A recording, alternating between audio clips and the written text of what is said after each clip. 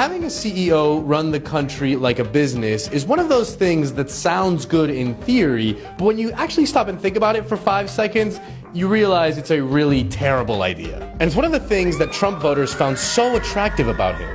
I mean, the man is worth $9 billion. Somebody who has run a multi-billion-dollar empire is much better suited than a freshman senator. But a CEO is supposed to run a business, and the government is just not a business.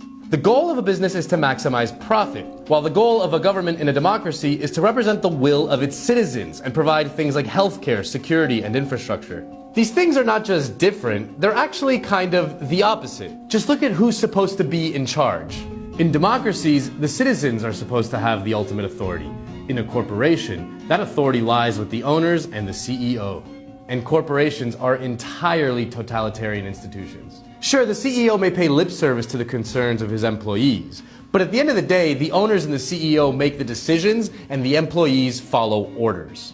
Compare that with how our government is supposed to work.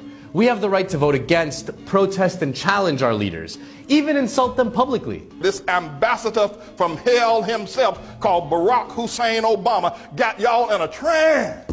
Try publicly calling your boss an ambassador from hell. You won't be at that company for very long. The skills of a CEO and a political leader are almost diametrically opposed. A president has to build consensus, respond to public opinion, and manage complex diplomatic relations, while a CEO, at the end of the day, just has to squeeze out as much profit as he can. If they don't, they will be replaced. Still, a lot of Americans have a hard time seeing the difference between a government and a business. Case in point, the Postal Service has as many workers, very nearly as Walmart. It's the nation's #2 employer. We cannot afford this. The business model, if there is one, doesn't work. Yes, the U.S. Postal Service loses money.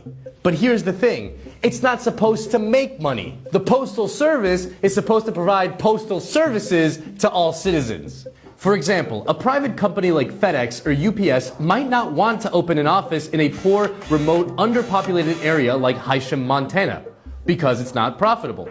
The U.S. Postal Service sets up shop there so that the good people of Hysham, Montana can send and receive mail, because the government helps pay for it. And if the U.S. Postal Service didn't exist, UPS and FedEx wouldn't have a counterweight to keep prices low enough that even people in Hysham can afford it. And the same goes for something like healthcare. If you run it like a business, that means prioritizing profits. If you run it like a government, that means prioritizing care and saving people's lives.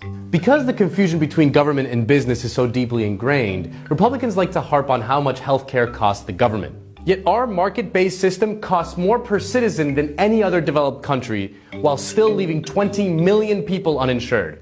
But at least profits for our health insurance companies are doing pretty good. Anyone concerned with governing and not business would be looking to provide more care for more people, not more profits.